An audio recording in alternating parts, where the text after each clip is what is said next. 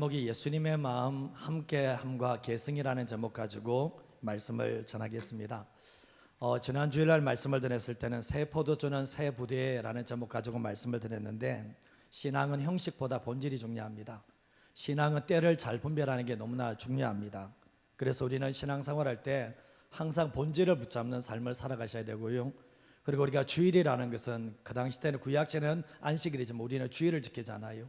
이 주일을 통해서 예수님 안에서 기쁨을 누리며 예배하며 안식을 누리는 그런 삶을 살아가시고요. 마지막으로 말씀드렸던 것이, 새로운 시대는 닫힌 마음이 아니라 열린 마음으로 다가설 때 수용할 수 있다는 것.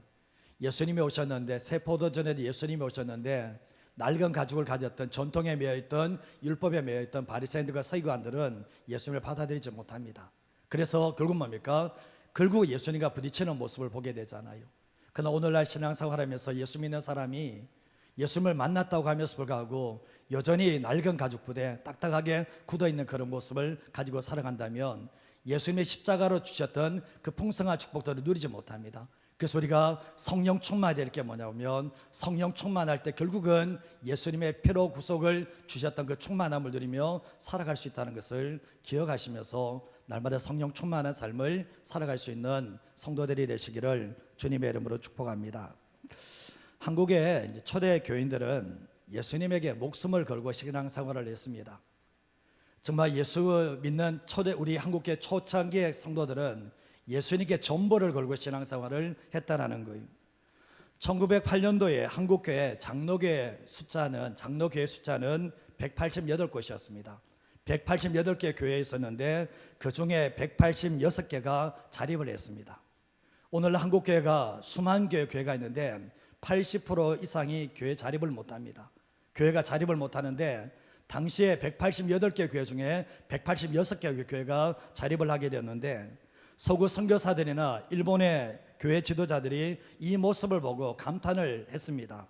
이유가 뭐냐 보면, 교회 자립하기 위해서는 반드시 성도들의 헌신이 절대적이어야 되는데 한국교회가 그 절대적인 헌신이 있었기 때문에 감탄을 하게 되었던 거죠. 황해도 해주에서 어느 목사님이 새로운 교회를 건축을 하게 되었습니다. 근데 성도님들이 온 마음을 다해서 헌신을 하게 되었는데, 전심을 다해서 헌신을 하게 되었습니다. 근데 이 교회에 한 성도가 있었는데, 당나귀에 물건을 싣고 장사하는 한 성도가 있었습니다. 근데 당나귀는 이 사람에게 있어서 가장 중요한 재산이었고 가장 소중한 것이었습니다. 근데 교회 건축을 한다니까 정말 이 사람은 우리 아내에게 정말 이렇게 우리도 건축하는데 뭔가를 해야 되지 않겠냐고, 그러면서 당나귀를 하나님께 올려드렸으면 좋겠다, 건축을 위해서 했으면 좋겠다, 그렇게 말했습니다. 근데 아내는 뭔 소리냐고, 이 당나귀 밭에 우리가 어떻게 사냐고 그렇게 말하기보다는 남편의 말에 반대하지 않고 묵묵히 순종을 하게 되었습니다. 아내가 정말 주일날, 남편이 당나귀 드리는 날, 아내는 아름다운 화관을 만들어서 당나귀의 목에 씌웠습니다. 그리고 남편은 그 당나귀를 끌고 교회에 와서 정말 이 자신의 재산을, 전 재산을 헌물로 드리게 되었던 거죠.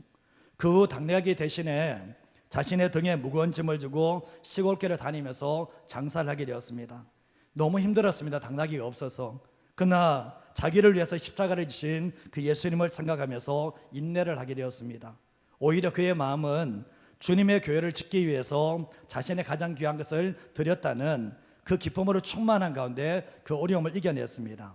선교사들이 이 당나귀 헌금에 대해서 깊은 감명을 받게 되었는데, 자신들의 본국에 돌아가서 한국 교회인들의 눈물 어린 헌신에 대해서 간증을 하게 되었습니다.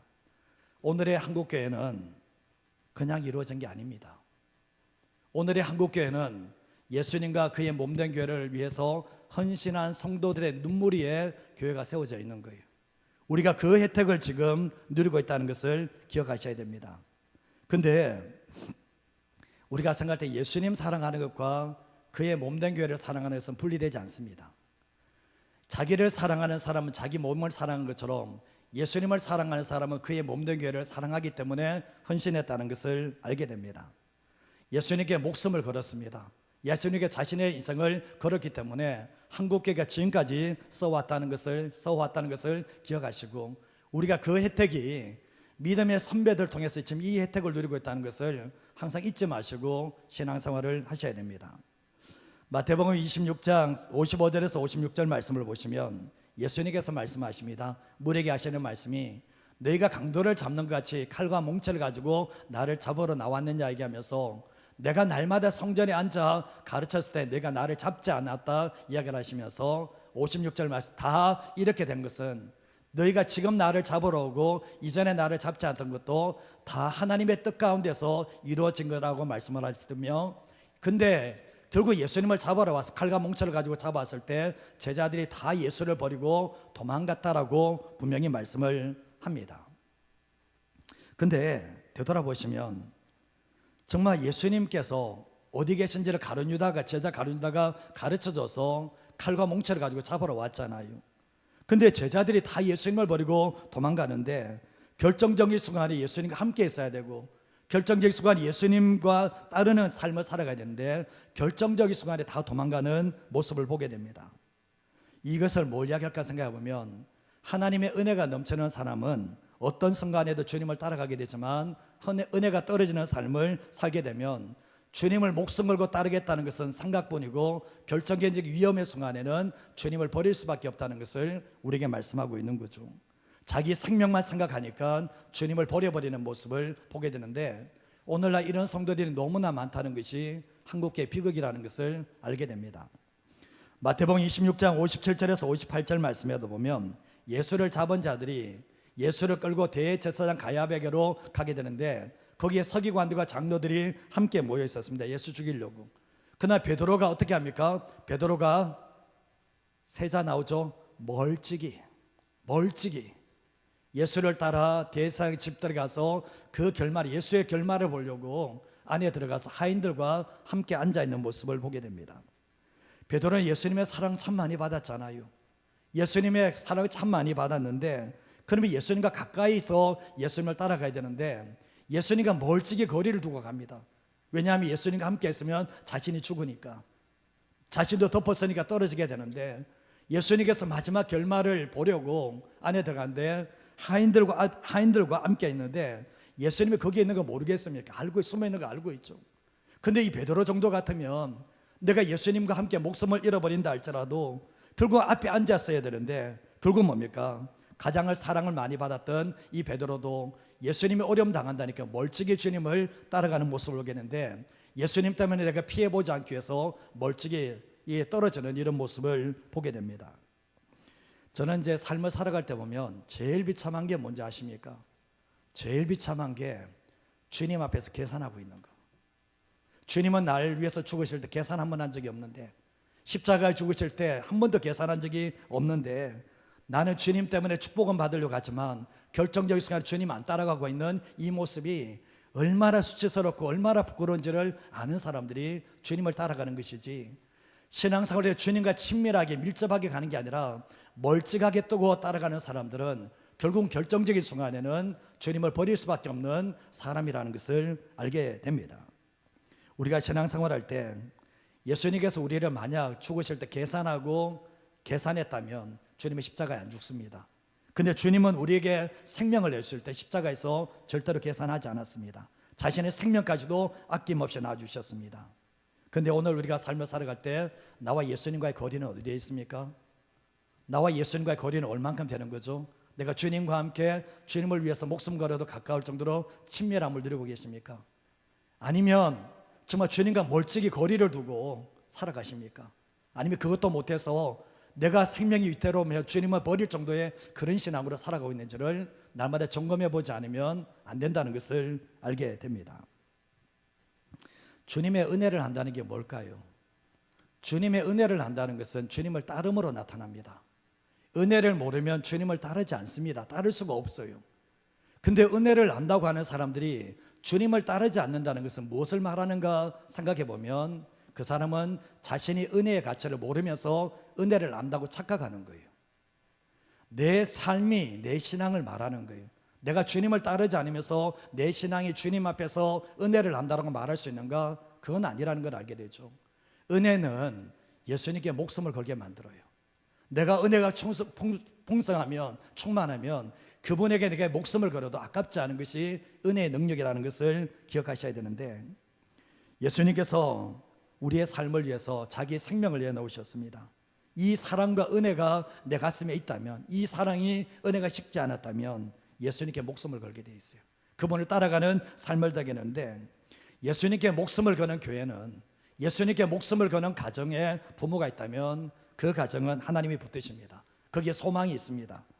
그런 신앙인들이 점차적으로 줄어간다는 것이 한국교회 비극이고 한국교회 저주입니다. 예수님께 목숨 걸지 않는 것, 예수님께 멀찍하게 살아가는 것, 예수님 앞에 자기 유익 때문에 예수 찾지만 어려움 당하면 도망치고 있는 이 모습이 지금 한국교회를 병들게 하고 있다는 것을 우리는 인정하시면서 신앙생활 하셔야 된다는 거죠. 오늘 말씀에서 예수님께서 손 많은 사람을 치유하십니다. 그리고 이 소문을 듣고 무수히 많은 사람이 예수님께 찾아오게 되는데, 자기의 필요 때문에 예수님을 찾아옵니다. 그리고 예수님께서 더러운 귀신을 쫓아내는데 계속해서 당신이 누구인지에 대해서 자꾸 말씀하니까 예수님께서 말하지 말라고 경고 그렇게 많이 하게 되고 계속해서 예수님에 대해서 말하게 됩니다. 그리고 뒤에 부분에 예수님은 자신의 12제자를 선택하시면서 자신의 모든 사역들을 계승해 나가는 모습을 보게 됩니다. 자, 오늘 말씀으로 첫 번째로 하시는 게 뭔가 한번 읽어보겠습니다. 예수님은 제도보다 생명을 더 소중히 여기십니다. 예수님은 제도보다 생명을 더 소중히 여기신다는 거예요. 초대교회는 제도가 별로 없고 조직이 별로 없었습니다. 그러나 예수의 생명력은 넘쳤습니다. 부흥하는 교회의 특징이 그렇습니다. 제도와 조직을 잘 정비하는 건 그게 그보다 더 중요한 것이 예수님의 생명력이 넘쳐나는 거거든요. 우리가 성령의 역사를 통해서 초대교회는 조직과 제도가 좀 약했지만 미약했지만 성령의 능력으로 부흥의 역사를 경험하게 되었던 거죠. 근데 초대교회 또한 세월이 지나면서 사람이 모인 것에서는 제도와 조직과 전통이 생겨나게 되거든요. 근데 이 제도와 조직이 예수의 생명력을 수용하고 신축성이 있는 제도여야 되는데 그게 아니면 결국은 제도 속에 예수의 생명이 갇혀져 버리는 전통적인 교회로 전락한다는 것을 지금 보게 되는데, 지금 한국교회도 지금 여기 위기에 이 봉착해 있는 모습을 보게 됩니다. 마가복음 3장 1절 말씀해 보시면 예수께서 다시 회당에 들어가시니 한쪽 손 많은 사람이 거기 있었다라고 말씀하고 있는데, 여기에서 다시 예수님께서 다시 회당에 들어가, 다시라는 말은 예수님의 안식일에 회당을 자주 찾아가셨다 이런 표현보다는 어떤 안식일에 만난 특별한 사건이 있다는 것을 말하기 위해서 다시라는 단어를 썼습니다. 근데 예수님께서 안식일에 들어가셨는데 거기에서 한쪽 손 많은 사람을 만나게 됩니다. 한쪽 손이 만났으면 어느 쪽이 말랐겠습니까? 왼쪽입니까? 오른쪽입니까? 어디겠습니까? 오른쪽입니다. 누가복음 6장 6절에 오른손이 말랐다라고 얘기하는 거거든요. 근데 여기서 손이 말랐다는 게 뭐냐 보면 이게 장애가 선천적인 게 아니라 후천적인 겁니다. 그리고 이 장애가 있다는 게 뭐죠? 손 마르다는 것은 어떤 질병이나 사고로 인해서 근육이 마비되고 손이 말라버려서 활동력이 완전히 상실한 상태가 손이 말랐다는 얘기를 하고 있거든요. 여러분, 여기에 근육이 마비되고 완전히 손이 말라서 모든 생명력이 상실된 이런 사람이 된다면 얼마나 힘들겠습니까? 근데 이 외경에서는, 정경이 아니라 외경에서는 이 사람은 미장이라고 말하는데, 미장이는 손으로 생계를 이어가는 사람인데 이 손이 말라버린 상태에서 안식일에 예수님께 찾아와서 자기가 더 이상 구걸하는 삶을 살지 않도록 요청하면서 치유를 요구했다라고 얘기하거든요. 얼마나 절박했을지 우리는 충분히 상상이 간다는 거죠. 근데 3장 2절 말씀에 보면 사람들이 예수를 고발하려 하여서 안식일에 그 사람을 고치는가 주시하고 있다고 말하고 있습니다. 여기 주시한다는 것은 지켜보고 주목한다는 뜻을 가지고 있는데, 사람들이 예수를 고발하려고 하는 거예요. 안식일에 이 사람을 고치는가 안 고치는가 이걸 보고 있는 거예요. 지난주 봤을 때 예수님께서 밀밭 사이로 제자들과 함께 지나가면서 예수님의 제자들이 밀밭 사이에서 이삭을 손을 비벼서 먹게 됐을 때 그것 때문에 이게 비난했잖아요. 왜 당신의 제자들은 왜 안식일에 저희를 하냐고 이렇게 했잖아요. 근데 예수님은 지금은 제자들이 한 게 제자랬지 예수님이 한 게 아니잖아요. 예수님께 트집을 못 잡잖아요. 예수님이 한 게 아니니까. 그러나 오늘 말씀에서는 결국은 치유는 개찰인데 지금 안식일에 일어난 일이라는 거예요. 근데 뭡니까? 예수가 뭐 어떻게 하고 있는지 주시하고 있는데 이유는 고발하기 위함이라는 것을 알게 됩니다. 안식일에 사람을 고치는 게 안 됩니다. 근데 바리새인들도 아는 게 뭐냐 보면 바리새인의 관심은 할 수 있느냐 이게 아닙니다. 할 수 있는 게 이게 아니라 할 것이냐는 거죠. 바리새인들도 보면 이 지금 이 손 많은 사람 예수님 고친다는 능력이 있다는 거 압니다. 할 수 있는가에 대해 문제를 하는 게 아니라 지금 할 것이냐는 거예요. 안식일에 이 길을 할 것인가 그 길을 곤두세워 가면서 자기 제도 속에서 안식일에 가면 걸려 넘어지기 때문에 이것을 하는가 이것에 대해서 주목을 하고 있었던 거예요. 근데 예수님께서 3절과 4절 말씀에 손 많은 사람에게 이르시되 한가운데 일어서라는 거예요. 그 마음을 다 아시니까 그 생각 다 하시니까 모든 사람이 다 하는 법 앞에서 구석에서 고치는 게 아니라 한가운데 서라고 말씀을 합니다.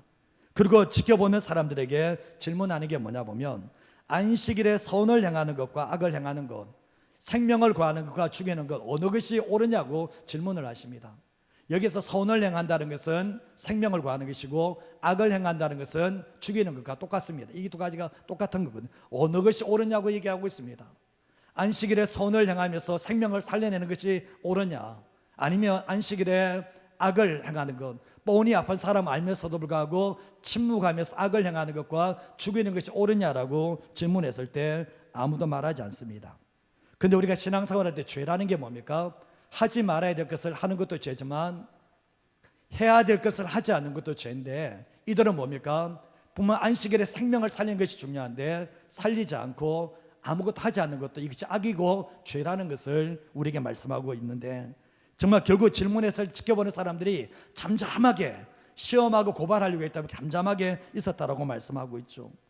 그러면서 5절과 6절 말씀에 보면 예수님께서 그들의 마음이 완악함을 탄식하사 노하심으로 그들을 둘러보시고 그 사람에게 말씀을 하십니다. 예수님께서 그들을 바라보면서 이게 화가, 이게 분노가 일어나, 거룩한 분노가 일어나는데 탄식하면서 하셨던 말씀이, 그 가운데 서 있는 사람에게 하시는 말씀이 손을 내밀라고 얘기합니다. 그리고 손을 딱 내미는 순간 그 손이 그대로 회복되어지는 하나님의 역사가 있게 되었던 거죠. 근데 바리새인들이 어떻습니까? 그 광경을 보고 나서 나가서 예수를 죽일 수 있는 권력을 가진 헤롯 왕과 함께 어떻게 하여야 예수를 죽일까 의논하는 일들이 있게 되었던 거죠. 예수님이 탄식할 만하죠. 생명을 살리라고 안식에 있는데 자기 제도 때문에 결국은 죽어가는 손 많은 사람들까지 살리는 것까지도 고발하려고 하는 이런 모습을 보게 되었거든요. 예수님의 1초도 망설임 없이 그냥 치유하시는 역사를 나타냈는데 이게 바로 예수님의 마음이었다는 것을 알게 돼요. 예수님의 눈에는 손이 말라 비틀어진 사람보다 정말 마음이 말라 비틀어진 이것이 더 심한 질병인데도 불구하고 깨닫지 못하는 사람들이 바로 바리새인들이고 서기관이었다는 것을 알게 됩니다. 결국은 바리새인들이 예수님을 죽이려고 의논을 하게 되는데, 우리가 삶을 살아갈 때도 말씀을 보면 율법과 제도를 무시하는 것은 잘못된 겁니다. 그러나 율법의 전통만 제도만 강조하는 것도 잘못됐다는 것을 알게 되는데, 무엇이 우선인가를 생각하셔야 되는 거예요. 딱딱하게 굳은 것이 아니라 신축성 있게 받아들일 줄 알아야 되는데, 이 안식일, 이 제도에 맡겨서 생명을 살리는 것을 놓쳐버리는 이런 모습을 보게 되거든요. 예수님께서 제도 속으로 들어오셨습니다. 그리고 원래 율법을 주신 하나님의 의도와 목적이 벗어났다는 것을 이들에게 알려주기를 원했는데, 율법의 목적이 뭡니까? 율법의 목적은 사랑입니다. 하나님 사랑하는 법과 이웃을 내 몸까지 사랑하는 법을 가르치기 위해서 율법이 있는 것인데, 근데 뭐라고 합니까? 하라 하지 말라 이 엄격한 규율로 제도로 전통으로 만들어버린 그들의 모습을 보게 되면서 책망을 하게 되었던 거죠. 예수님은 율법을 폐하려고 이 땅에 오신 게 아니에요. 율법의 완성자로 이 땅에 오셨는데 결국 율법의 완성인 사랑으로 이 땅에 오셨다는 것을 알게 됩니다. 예수님이 안식일에 내가 주인이다, 사람을 위해서 안식일이 있는 것이지 안식일이 사람을 위해서 있는 게 아니다. 아니, 안식일이 사람을 위해서 있는 것이지 사람이 안식을 위해서 있는 거 아니다라고 말씀하셨잖아요.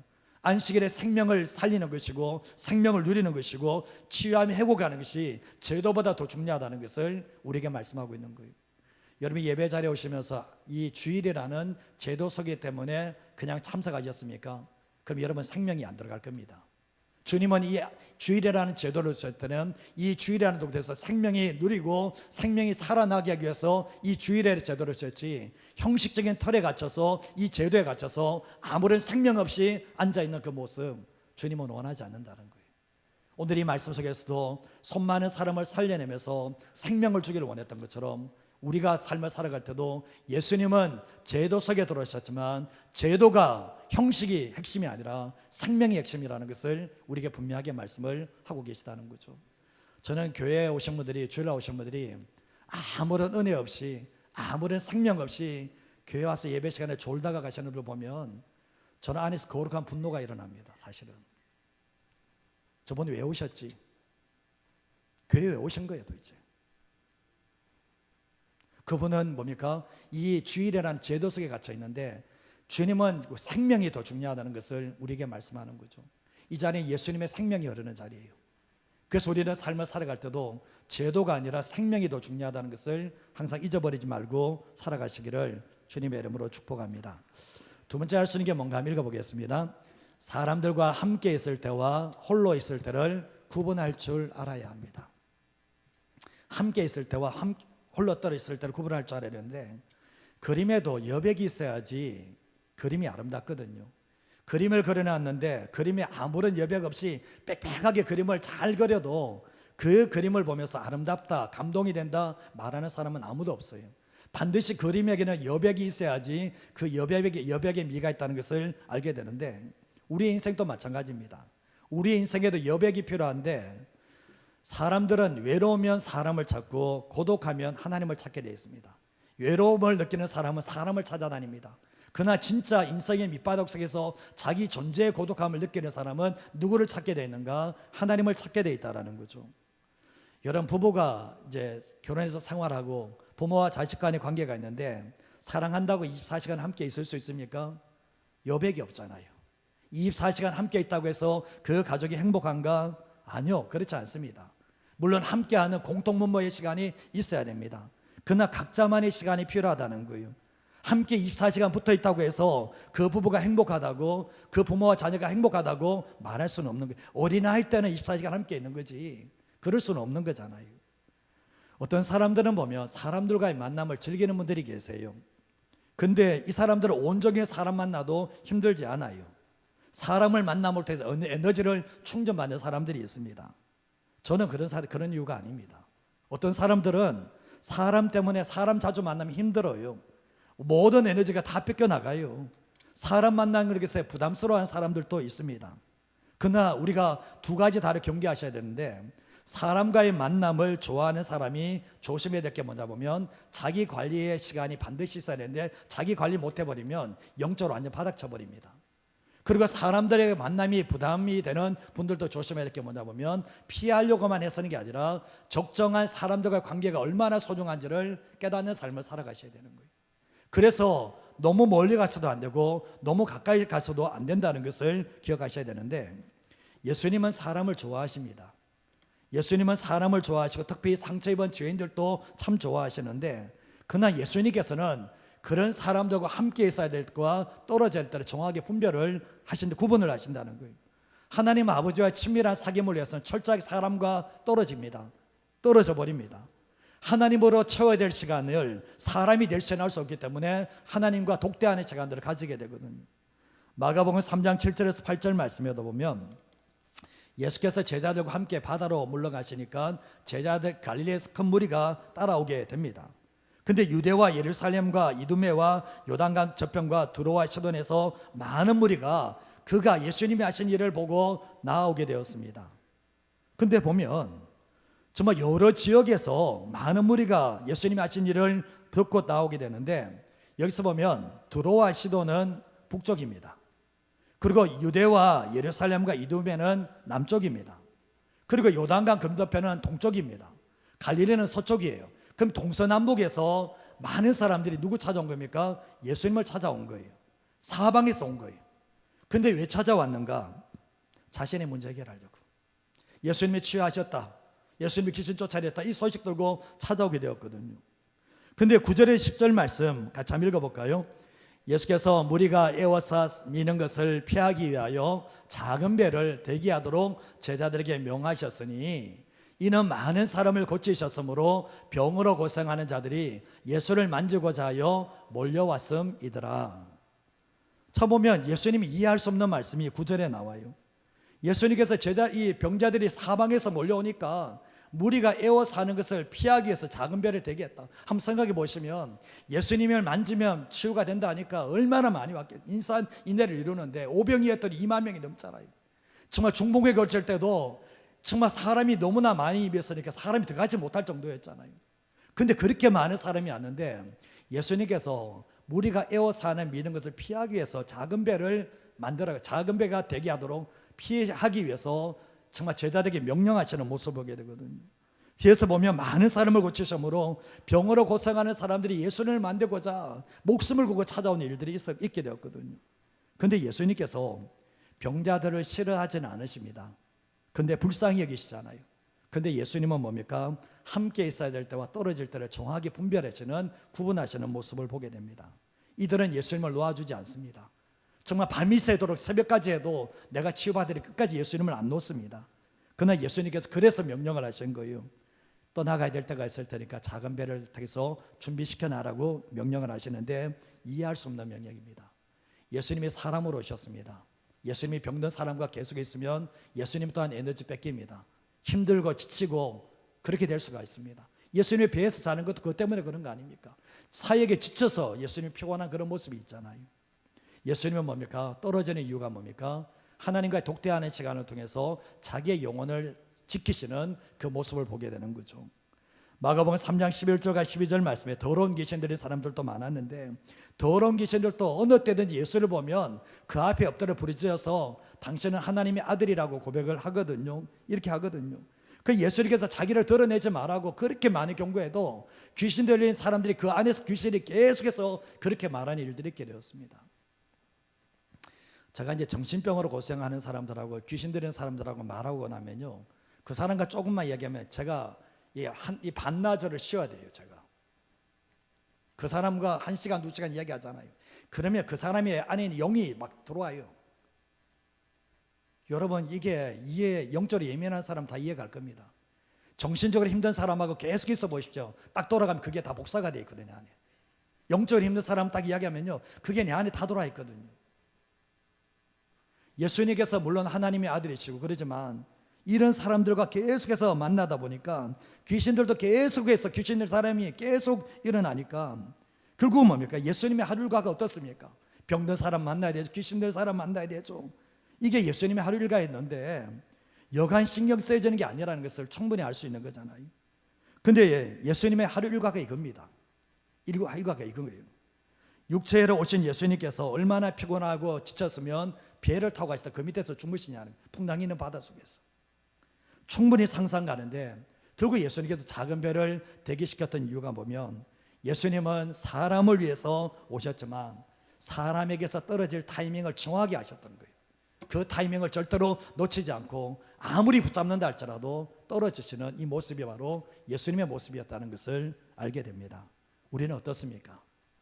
예수 믿는 사람들은 가장 먼저 하나님과 독대하는 홀로 하는 시간들이, 골방의 시간이 반드시 있어야 됩니다. 사람 좋다고 해서 사람하고 계속 있죠? 탈진합니다. 영적으로 완전 바닥치게 되어 있습니다. 제자들하고 예수님이 함께 하셔도 예수님은 절대로 제자들과 분리되는 시간이 있죠. 산에 가서 기도하시죠. 그 들에 가서 기도하시죠. 이게 뭐냐 보면 제자들과 아무리 친해도 떨어지는 시간이 있었다는 것을 알게 되거든요. 사랑하는 사람들과도 함께 떨어지는 시간이 필요하다는 것을 알게 됩니다. 그러나 예수님은 뭡니까? 또한 도움이 필요한 사람들에게 만남을 하지만 결정적인 순간에 결국 주님과의 만남이 홀로 떨어질 시간이면 떨어져 나가는 이런 모습을 보게 되는 거죠. 자기 혼자만의 시간이 필요하다는 것을 우리에게 말씀하는 거거든요. 신앙생활할 때 사람 좋아하시는 분들 조심하십시오. 사람 없으면 맨날 사람에게 전화하고 있고 만나고 있고 조심하셔야 됩니다. 영적으로 바닥칩니다. 그래서 오늘 이 모습을 보게 되면 예수님은 함께 해야 될 것과 떨어질 때를 정확히 분별하는 것이 예수님의 영성이었다는 것을 기억하시면서 우리가 사람들과 친밀하게 붙어야 될 때, 도와줄 사람이 있을 도와주는 때와 그러나 하나님과 함께 있어야 될 때는 정확하게 구분할 줄 아는 진정한 성도들이 되시기를 주님의 이름으로 축복드립니다. 마지막 한 가지만 더 말씀드리겠습니다. 한번 읽어보겠습니다.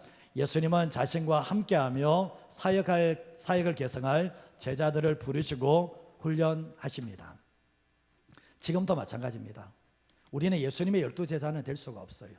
그러나 예수님께 지금도 자신의 제자들을 세우기를 원하시고 자신과 함께하며 자신의 사역을 계승할 제자들을 지금도 부르고 계신다는 거예요. 예수님 당시에 무리와 제자가 나눌 수 있는데, 무리는 예수님에게 뭔가 필요 때문에 찾아간 사람이에요. 이 사람들이 예수님을 아는데 한계가 있습니다. 예수님을 만나도 잠시 잠깐 만날 뿐입니다. 자신들의 필요를 채우면 더 이상 예수님을 필요로 하지 않습니다. 그냥 떠나가는 거죠. 이런 사람에게 예수님은 자신의 마음을 온전하게 오픈하지 않고 공개하지 않습니다. 그런데 예수님은 자신과 함께 하기를 원하는 사람이 있어요. 진짜 예수님에게 뭔가 바라는 게 아니라 그분과 함께 하기를 원하는 사람들에게는 자신의 시간을 내줘요. 우리가 잘 나사로의 집에 가면 항상 마리아가 예수님 발 앞에서 그분의 말씀을 듣잖아요. 함께 있는 시간을 즐기잖아요. 그래서 진짜 헌신된 삶을 살아가는 모습을 보게 되잖아요. 예수님은 제자들을 선택하실 때 자격, 조건, 배경을 따지지 않아요. 세상은 자격, 조건, 배경 다 따집니다. 그 사람 실력 없으면 안 써요, 사실은. 그러나 예수님은 이게 그다지 중요한 요소가 아니에요. 중요한 것은 예수님을 따를 수 있냐는 거예요. 순종하고 헌신할 수 있냐, 이걸 뭐 부르면 따라갈 수 있냐는 거예요. 이게 더 중요했던 거죠. 신앙생활 할 때 보면 많이 가진 사람들, 버려야 될 것이 많은 사람들은 거의 다 주님을 안 따릅니다. 거의 다 안 따라요. 흉내만 낼 뿐이에요. 예수님 한 분이라면 충분하다는 여기는 사람들만 부르시면 순종해서 헌신해 나가는 것이지, 그게 아닌 사람들은 멀찍하게 거리를 두고 주님을 따라간다는 거죠. 그 사람은 위기가 닥치면 주님을 버릴 사람이라는 것을 알게 됩니다. 오늘 말씀에 마가복음 3장 13절 말씀에도 또 산에 오르사 자기가 원하는 자들을 부르셨다는 거예요. 그 당시 때 제자들 지원할 수 있는 그게 있었는데, 지금은 예수님은 뭐죠? 자기가 원하는 사람을 부르셔서 나오게 됐는데, 부르심에 응답하는 것이 2차적인 문제예요. 근데 예수님께서 일단 지원을 받는 게 아니라 선발을 하게 되었는데, 근데 예수님이 자기가 원하는 사람 골라서 이게 아니라 누가복음 말씀 밤새도록 기도하면서 하나님 아버지께서 선택한 사람을 선택하게 되었는데, 가룟 유다를 선택한 것도 하나님의 뜻이었기 때문에 선택을 했다는 것을 알게 됩니다. 지금은 다릅니다. 지금은 모든 사람에게 다 제자가 될 수 있는 기회를 줍니다. 예수님을 만난 사람에게 12제자는 아니라 할지라도 예수님을 따라갈 수 있는, 예수님의 사역을 계승할 수 있는 모든 자격을 다 주십니다. 그러나 자기가 결국은 그 부르심에 반응하지 않는다면 예수님의 제자가 될 수 없다라는 거죠. 14절과 15절 말씀에도 보면 이에 12를 세우셨으니 첫 번째가 뭡니까? 자기와 함께 있게 하시고, 제자의 조건이 첫 번째가 자기와 함께 있는 거예요. 그리고 두 번째가 뭡니까? 또 보내서 전도도 하고 귀신을 내쫓는 권능도 가지게 하셨다라고 말씀을 하고 있거든요. 12제자를 부르셨는데 가장 중요한 것은 자기와 함께 있는 거예요. 예수님과 함께 있는 거예요. 오전에 왔다가 저녁에 돌아가는 게 아니고요. 정말 아침부터 정말 저녁까지 하고 피곤해서 집에 돌아가 다시 오는 게 아니고요. 24시간을 주님과 함께 살아가는 거예요. 동고동락 하는 거예요. 그러기 위해서 뭘 버려야 되는 겁니까? 가족을 버려야 되는 거예요. 자신의 직업을 버려야 되는 거예요. 예수님의 제자들은 자기 직업 버리고 아버지까지 버리고, 버리지 말아야 할 것 버리고 따라가는 거거든요. 모든 시간을 주님과 함께 합니다. 예수님은 제자들과 거리두기 하지 않아요. 딱 붙어 계시는데 기쁠 때나 슬플 때나 함께 하시는 모습을 보게 되는데, 그 이유가 뭐냐? 예수님과 물들게 하기 위해서. 예수님과 함께 있으면 예수님께 물들게 되어 있거든요. 예수님의 전 존재를 보게 되고 전 삶을 보면서 이분이 누구인지를 그냥 가까이서 볼 수 있는 특권을 주셨던 거죠. 무리들은 절대로 예수님에 대해서 알 수 있는 길이 없다는 것을 알게 됩니다. 근데 결국 뭡니까? 예수님은 제자들에게 자기의 속마음도 드러내시고, 그리고 나중에 뭡니까? 세상으로 사람들에게 보내서 결국 뭡니까? 전도도 하게 만들고 귀신을 쫓는 그 사역들도 하게 만드셨다는 것을 알게 됩니다. 부족하지만 제자들이 뭡니까? 예수님과 함께 있음으로 통해서 예수님께 물들게 되고 예수님의 사역을 할 수 있는 사람으로 세워졌다는 것을 말씀을 합니다. 예수님은 마지막 십자가에 죽으실 때는 모든 대부분의 시간들을 제자들을 양육하는 데 훈련하는 데 그 시간을 쓰셨다는 것 또한 알게 됩니다. 신앙생활에서 예수님은 선입견이 있는 사람들, 고정관념이 있는 사람들은 쓰지 않아요. 부르지 않아요. 종교 지도자들, 서기관들 왜 안 부르신지 아십니까? 선입견과 고정관념이 딱 잡혀져 있는 사람은 주님은 그 텔거리기가 너무 힘든 거예요. 그래서 주님 부르지 않는 거예요. 예수님은 지금 현재의 모습보다는 미래 변화될 모습을, 지금 아무리 무식해도 미래 변화된 모습을 보고 주님은 선택을 하시는 거거든요. 그리고 주님께서는 자신의 주어진 삶에 최선을 다하는 사람을 불러요. 게으른 사람은 하나님도 안 쓰고 사단도 안 써요. 게으른 사람은. 게으른 사람, 주님은 제자를 부르실 때 자기의 삶에 성실하게 최선을 다하는 사람을 불러냈거든요. 사울이 왜 부르심 받았는지 생각하시면 예수님을 죽이는 데 앞장섰던 사람인데 이 사람이 제자가 됩니다. 왜 그런지 아십니까? 주님은 방향만 털어놓으면 이 사람은 예수님을 죽이는 데 앞장서는 사람이라면 예수님을 위해서 목숨을 걸 수 있는 사람이라는 건 주님이 아시겠어요. 방향만 털어놔 버리니까 결국은 주님에서 쓰임받는 사람이 될 수가 있게 되었거든요. 예수님은 지금 현재도 구원 사역은 하시지만 항상 초점은 십자가에 있습니다. 궁극적인 목표적인 십자가에 있기 때문인데 십자가 없는 구원은 없다는 것을 알게 돼요. 결국은 피 흘림이 없는 죄사함은 없다는 것을 말씀하는데 예수님은 그 길을 가는 과정이에요. 제자를 부르셨던 이유가 뭡니까? 자신이 떠난 후를 위해서 생각하셔서 미리 제자들을 부르시고 함께 하시고 함께 훈련시키셨다는 것을 알게 됩니다. 교회의 핵심이 뭘까요? 교회의 핵심은 영혼을 구원하고 제자 삼아서 하나님 나라의 백성으로 살아가야 하는 것이 교회의 핵심적인 사역입니다. 그리고 교회 안에서 예수님의 제자가 세워질 때 그 사람이 예수님처럼 영혼을 살려낼 수 있는 통로가 되고 예수님처럼 사역할 수 있는 사람이 될 수가 있게 됩니다. 아무리 목숨을 걸어도 완벽하지는 않겠죠. 그러나 예수님은 계속해서 믿고 훈련을 시킵니다. 십자가 앞에서 다 도망가는 일들까지 일어났습니다. 그러나 낙심하고 후회하지 않습니다. 왜냐하면 그 뒤에서 성령님이 오셔서 산다는 것을 알기 때문에 예수님도 사역에 자신이 할 수 있는 사역을 최선을 다했다는 것을 알게 되죠. 마가복음 3장 16절에 19절 말씀에 12명이 나옵니다. 시몬에게는 베드로라는 이름을 다시, 이미 베드로는 반석이잖아요. 이미 예수님은 세우실 때 이 사람이 어떻게 될 미래를 다 보고 계셨던 거죠. 17절 말씀에는 보면 세베대의 아들 야고보와 요한에 대해서 이 사람은 보아느게 우리의 아들인데 사마리아 땅에 갔는데 사마리아 사람이 반대하지 않으니까 이들이 했던 말이 뭔지 아십니까? 하늘에서 불을 내려서 저들을 멸하기를 원합니까? 했을 때 이게 결국은 불같은 성격의 소유자거든요. 주님은 이들의 성격까지 다 알고 계시는 거예요. 변화될 모습까지 다 알고 계셨던 거예요. 그래서 18절 말씀해 보면 안드레, 빌립, 바도로멜, 마태, 도마 이 사람을 쭉 부르고 난 뒤에 19절 말씀해 보면 또 가룟 유다니 이는 예수를 판 자더라 얘기하면서 이미 가룟 유다에 대해서 어떤 사람이 될지 이미 알고 있다는 거죠. 예수님은 가룟 유다가 처음 불렀을 때 예수를 팔 자라는 것을 처음부터 아셨다라고 요한복음에 말씀을 하고 계시거든요. 이 모든 것이 다 하나님의 뜻 가운데서 움직여 나가는 모습을 보게 됩니다. 우리의 삶을 살아갈 때도 마찬가지지 않습니까? 우리가 뭔가 완벽해서 주님이 제자로 부르시는가? 아니잖아요. 근데 문제는 뭐냐 보면 주님은 네가 어떤 배경인지 조건인지 따지지 않는다는 거예요. 내가 부를 때 순종할 수 있겠냐는 거예요. 내가 부르면 놓고 내가 한 번만을 충분하면서 따라올 수 있겠냐는 거예요. 그걸 묻고 계시는 거거든요. 근데 많은 사람들이 부자 청년은 안 가요. 주님 못 갑니다. 나는 내가 주님을 잃어버려도 나 안 가요. 그렇게 말하는 거죠. 그 삶의 모습을 보면 그분이 주님을 따르는 사람이 안 따르는 사람인지 정확하게 분별이 된다는 거예요. 함께하는 훈련이 필요한 거죠. 예수님과 함께 살아가는 훈련. 내가 어느 곳에 있든지 예수님과 함께 살아가는 훈련이 필요하잖아요. 그리고 또한 예수님께서 하셨던 이 모든 사역들, 영혼 살려내고 귀신 쫓아내는 이 사역들이 예수님께서 우리에게 할 수 있도록 개성시켜 줬는데 제자들이 이 모든 사역을 했다라는 것을 알게 됩니다.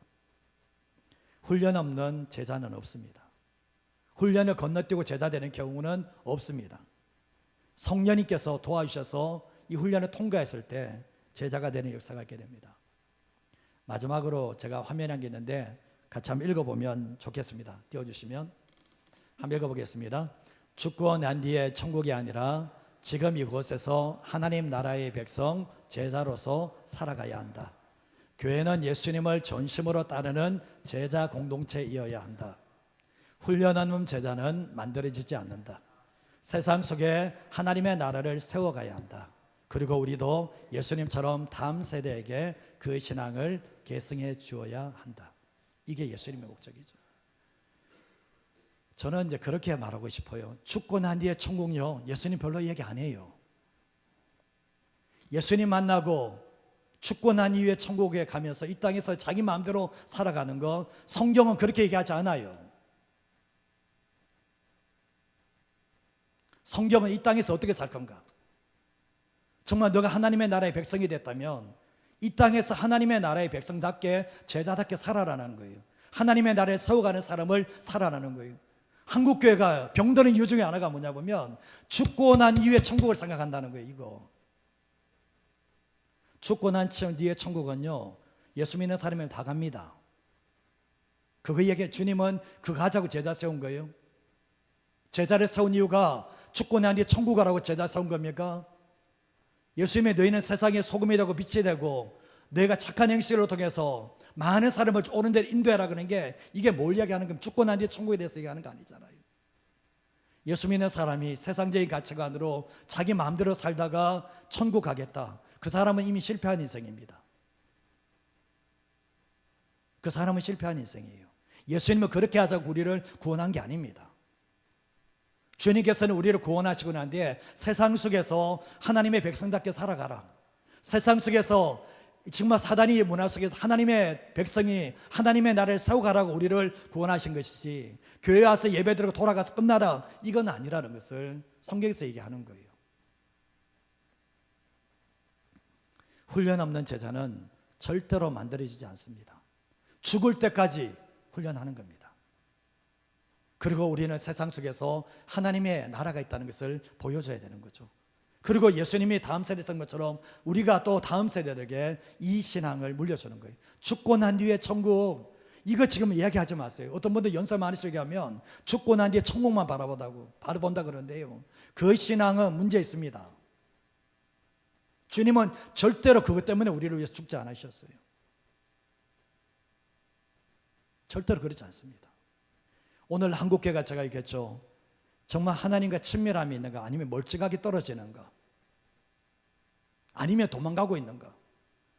제가 당나귀 현금 이야기했지만요, 정말 주님 위해서 목숨 걸고 그렇게 해서 한국교회 이렇게 왔는데 지금 문제가 뭐냐? 예수님께 목숨 안 걸어. 지금 이게 지금 한국교회에 얼마나 큰 위기인지를 아십니까? 적정하게 종교인으로 살아가고 있는, 주님 안 따라가잖아요. 그게 결국은 지금 한국교회를 병들게 만들고 다음 세대 얘기하지만요, 죄송한 표현이지만 예수님께 목숨 건 사람들이 있으면 다음 세대 일어납니다. 아무리 기도해도 예수님께 목숨 거는 사람이 없는데 다음 세대가 어떻게 일어난다는 거예요? 본 게 없는데 예수님을 보니까 제자리 일어나는 거잖아요.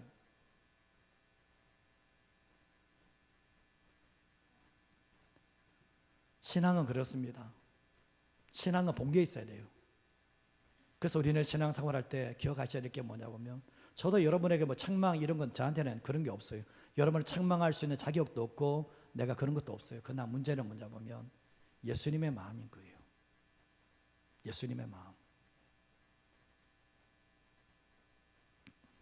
우리가 날마다 은혜를 경험해야 될 이유가 뭔지 아십니까? 은혜가 없으면 우리가 메말라요. 은혜가 없으면 주님 안 따라가요. 은혜가 없으면 예수님처럼 사역하는 게 아니라 내 생존에 살아갈 수밖에 없는 게 저와 여러분의 모습이 될 수밖에 없는 거예요. 오늘 이 말씀을 우리가 기억하시면서 살아갔으면 합니다. 제도보다는 생명입니다. 그리고 삶을 살아갈 때 함께 해야 될 때와 떨어질 때를 구분하셔야 됩니다. 이 구분하지 않으면 안 돼요. 예수님도 그렇게 하셨습니다. 그리고 제가 마지막 말씀드렸던 것처럼 예수님의 제자가 되기 위해서는 예수님과 함께하는 훈련이 돼야 돼요. 그분과 동고동락하는 훈련이 되셔야 돼요.